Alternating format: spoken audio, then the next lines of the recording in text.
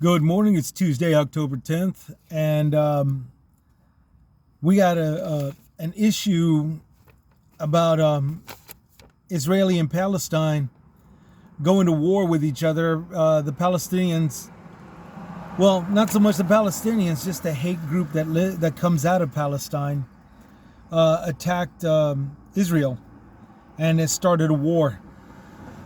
And this isn't the first time they've actually done this. They did this back in May of 2021, I think. And then, they did it back in May of 2021. There was this ordeal where Israel had went into Palestine to knock out Hamas leaders and members and all this stuff who were committing these attacks and in certain strategic areas of Israel. And there was a lot of people that got really upset with it because Hamas blends in with their civilian people, residents, and Israel really didn't care. They shot up whoever they assumed was Hamas, despite the fact that they did go to strategic Hamas territories. They strategically targeted Hamas targets, but the effect of that is that some civilian casualties, fell into place, and the whole world frowned at them. So they backed out. Now we're in October of 2023. Some time has passed by, and this huge attack came out of nowhere. And instead of strategic Israel targets, it just did this rampage of an attack on civilians, and it's a huge thing. It's a total disregard to anything strategic against Israel power. And that's the thing that's got everybody showing a bunch of support to Israel now, because this was just an onslaught and a bunch of kidnappings, And so to expect something out of this, we're going to have to expecting Palestinian leaders saying that, Israel started this and Israel did this before. And now that we've got payback, they're out here crying to you guys, and you guys are falling for it. And I understand that. I seriously do. That being said, however, Israel was formed about, 1,000 years, 1,200 years, I think, before Palestine was. And Palestine was formed right smack dab in the middle of Israel. And since then, they've been doing nothing but fight each other. Honestly, I said it before and I'll say it again. Enough is enough. The Ku Klux Klan did not form America. The Ku Klux Klan was formed in America. And if we had the opportunity to remove anybody and everybody that is Ku Klux Klan or affiliated with in another form of hate groups, I'd say go for it. Now, revert that same analogy to Israel. If Israel has an opportunity to remove all of Palestine out of their country, a country that is a society that has been catering to Hamas, a hate group, I say go for it. Go for it. Nobody told Palestine to move into Israel and pick a bunch of fights. Okay? They've been going on for this for over 2,000 years now. Now, that being said, Saudi Arabia immediately told the United States, as soon as Joe Biden said, we got to support Israel, Saudi Arabia stepped in and said, we will cut off all supply of oil and fuel to the West unless the U.S. does not support Israel. Now, nobody's really looking at that right now. And I understand that. It doesn't, especially the media. The media doesn't have, it's not going to bring ratings to look at that. What's bringing ratings is the kidnapped people and the pictures of women being taken away and all that stuff. All of that is what's bringing the ratings right now. But this, and to top it all off, this news that I'm telling you about Saudi Arabia, it wasn't even mentioned throughout the media. It was mentioned on radio news. It was one little segment, one little tiny, it wasn't even a segment. It was just a post. Saudi Arabia will cut off all oil supply to the West unless the U.S. does not support Israel. And then it carried on with the atrocities, like all the other whatchamacallits. Okay? This brings me back to May of 21, and then later on 2022. We're back to ultimatums again. Okay? Let me refresh your memory. Biden cut off supply of oil, stopped buying oil and Russian fuel. Why? Because it's not Russian oil. It's stolen Ukrainian oil. It's stolen Crimean oil. It's stolen Kosovo oil. It's stolen Croatian oil. It's stolen Bosnia oil. It was oil that was taken, slaughtering a lot of people just so Russia can profit selling oil to the U.S. Biden put a stop to that. Said no more of that shit. And so Putin is there now. I mean, it went as far back as Gorbachev, but now Putin is in charge, and he's saying, no, you're going to buy our oil no matter who we slaughter, and you're going to like it. Okay? So we cut off that. Biden goes to Venezuela. Venezuela, no, you're going to buy our oil, and you're going to take all the immigrants that we kick out of our country, and you're going to like it. So Biden goes to Saudi Arabia. No, you're going to buy our oil no matter how much our families are in power and corruption, how many people we've enslaved, how many people we've murdered for fun, how many journalists we've murdered who've exposed us. And you're gonna buy our oil no matter what we do, and you're gonna like it. We're back to that again. Okay? Now Saudi Arabia is saying, well, you're not getting any oil if you're gonna support those Jews over in Israel. You're gonna let Hamas do what they want. You're not gonna support Israel, or you're not gonna buy our oil. We're not gonna sell you our oil. And get this, what adds insult to injury is that the oil here in America, the largest amount of oil that is being sold right now is through Aramco, a Saudi Arabian oil business. Here in Texas, Movita is the largest oil company that we've got, owned by Saudi Arabia. And they're giving us this ultimatum.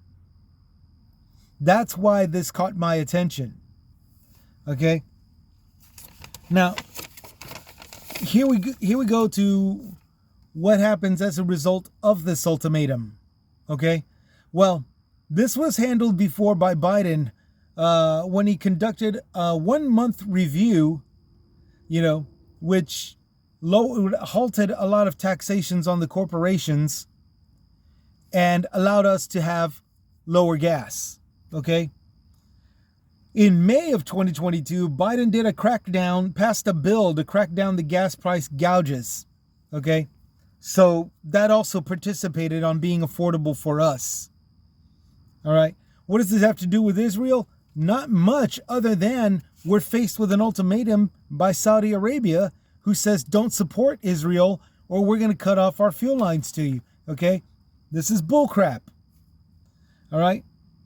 Biden might conduct another gas tax holiday, which is a 3-month time where gas prices will be manageable because the corporations won't be taxed. Okay? Here's a big question. Can Biden resort to the stockpiles and surplus again? because that's what he one of the first things that he did when things were getting out of control. He resorted to the surpluses. Did we rebuild our surplus again to where we can actually tough out Saudi Arabia's bullshit? Bullcrap? That's a question that I'm really going to be hoping for. Now, Biden obviously can't stop supporting Israel. This kind of slaughter and just downright inhumane stuff, is the same thing that was going on with Ukraine and Russia. Okay, so to say that it has to stop with these Jews, that doesn't make any sense. That's just dumb. What's going to happen here in the U.S. then? Okay, well, here in the U.S., good, wholesome American military power jobs will still maintain. Okay, we're going to be making a lot more weapons, and we're going to be shipping them off to Israel, which means good shipping American shipping jobs will hold steady and hold true, and that's good. But the uncomfortness is going to be coming from the American oil and fuel companies. They're going to demand deregulations. They're going to say, hey, you got to let us drill wherever we want to and wherever we, quote unquote, need to, in order to provide the oil since you've cut off from Saudi Arabia. And they've said this crap before. But here's the thing. One of the things that they wanted to do was reopen the pipeline. The pipeline, throughout the first 10 years that it was built, would lose 14,787 barrels per day out of all the way up to as much as 60,405 barrels per day through leaks, cracks, gaps, openings, because a pipeline is anchored to the earth. The earth is always shifting. And you would lose just under 15,000 barrels per day to just over 60,000 barrels per day through pipeline incidences. In 2020 alone, there was 578 U.S. pipeline incidences. Okay? The major one, Keystone Pipeline, 600,000 barrels per day, leaked as much as 383,000 barrels per day. Okay? So it lost as much as it provided. It's very disgusting. Plus, no new refineries were done. We're still under the power of Aramco and Movita. Plus, no closed refineries have been reopened. Okay? Closed refineries took place during the pandemic when Biden wanted everybody to wear a mask. Okay? They shut it down and said, oh, hell no, screw you. We won't be controlled. But in effect, they wound up shutting down the refineries. It takes a while to restart them again, and it requires more American jobs. They laid off everybody. And they profited all of the stuff that they could. They went up to, tens of billions of dollars every quarter year by doing this. And with Biden counteracting with, again, the stockpiles and surpluses and the gas tax holidays, okay, the gas tax holiday and the 1 month review, okay, little strategic stuff like that was good to keeping us stable, but it was even better for the oil and fuel companies to profit. And they said, hey, this is just business. And if you want everything to be stabilized still, well, we need Biden to reopen the Keystone Pipeline, and we want deregulations. Okay? The deregulations is just downright stupid, because whenever they get, I guess I don't really need the light anymore, huh? Ish. It's just stupid, because whenever there's deregulations, you get the refineries closed, you get refineries shut down, you get refineries, and you get all these job layoffs that take place, and it's just downright stupid.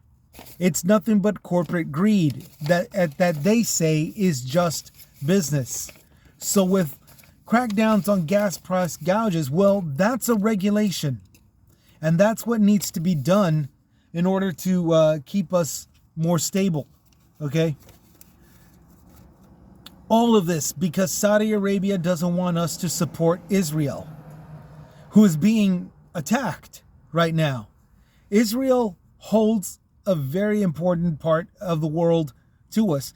They are still enriched with minerals. You know, this is the sole reason why Egypt enslaved them. It's the sole reason why Rome enslaved them after that.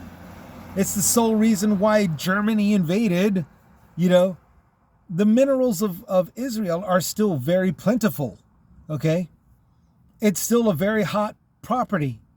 So it demands protection, and that's where we come in. But Saudi Arabia has got us by the balls right now with the gas and oil fuel industry. The only way we can combat against that is by doing our own drilling and all this other stuff. However, the greedy corporate oil and fuel companies don't want to do it unless they're deregulated. So, back to ultimatums again. This has happened before, back in 2021, all the way up to 2022. Now here we are, almost at the tail end. We're in the final season. We're in the fourth season of fourth quarter of 2023, and boom, here we go. Excuse me, third quarter. I'm sorry. Third quarter 23. That's October, November, December. No, yeah, fourth quarter. Fourth quarter of 2023, and we're back to this crap all over again. Guys, we gotta keep holding true. We're not done. We're not done. We gotta keep holding true. We gotta stand by the president who's not putting up with this BS. Here's the thing. Everybody that talks tough and patriot and all this stuff, you got the perfect opportunity to rally against greedy corporations that are giving the government ultimatums and saying, you tolerate our shit, our fracking, and our destroying natural sacred lands to top it all off, wildlife preserves and sacred lands. You tolerate us doing this shit. You tolerate us making water flammable. I don't know if y'all remember this, but in Northeast Texas, there was a guy that turned on his garden hose, put a lighter to it, and the water combusted. The water set fire. Okay, that's because of the fracking that was done, where fuel and water mixed. So you got flammable water being taken place because of these oil companies. And here's our oil companies right now saying, tolerate our shit or you don't get any of our business. And you'll love it. Sound familiar? Okay. We have all these so-called patriots who won't stand up to this crap, but instead will go, oh, Biden's ruining our country. You know, we got all of these so-called patriots and love for our country and all this stuff who sees Saudi Arabia giving us an ultimatum, saying we can't back up our friends because they're Jewish, you know. And now everybody's going to say, oh, well, I think it was staged. I think Netanyahu, and the reason why I bring that up is because I honestly believe, much like 9/11, where Bush just let security, let the terrorists hijack planes, I honestly believe Netanyahu let surveillance and all that stuff weaken or power down or whatever, letting Hamas enter. Okay? I think he opened the gate and the wild dogs came in. Okay? Same thing with 9/11, but only now 22 years later and in Israel. The problem is that it led to a huge onslaught, and it's going to be even worse if we don't do anything about it. And here's the thing. We're now getting, I mean, the predictions haven't, the accusations and the conspiracy theories haven't come up yet. Okay? First, we got to deal with the people that says, oh, it was staged. It was staged. You're going to see Antifa, photos of Antifa in the background. Okay? I don't know why, but that's just how it is. Antifa's been in every single... Antifa's been as far back as is the lunar landing. Okay? You're going to see Antifa holding one of the spotlights that creates the cross shadows. Okay? That's going to come up. And then the accusation of Netanyahu staging it, and then it wasn't real. It was all a hoax. It was all fake news. Okay? Those haters, we really got to brush off, or we really got to just stay on top of and pointing out their BS. Because again, the primary reason why we should be concerned is because of Saudi Arabia that's saying, don't support Israel that's being slaughtered, or you're not getting our business. That ultimatum. And it's going to go down to these corporate American companies that are going to say, deregulate everything because Saudi Arabia is not backing you up, because Venezuela is not giving you business, because you cut off ties to Russia. Deregulate us, or you're not getting any cooperation from us either. The ultimatums. And that's it. That I really had to just let all this out and fill you in and remind everybody what's been going on leading up to this case right here and the prediction of what's going to be happening. Okay? We've got Biden toughening everything out again, so we got to support him again. We got to back him up and just encourage everything that goes on, that the decision that he makes, because of all the key players that are going to be putting resistance to them, which are going to be which are going to be providing a bunch of hype, leading to complete denial, okay, of the situation at hand. Stay focused, my fellow common sense people. Stay focused, okay? This is all leading to different varieties of power plays. This one incident right here. It's leading to different forms of power play. And it's going to be coming even from America, okay? It's going to be coming from corporate greed Americans, okay? Just brace with yourself for all of this crap. It's the zoo all over again, the media zoo all over again. Right now, everybody's just focused on ratings. The ratings is the catastrophe. Okay.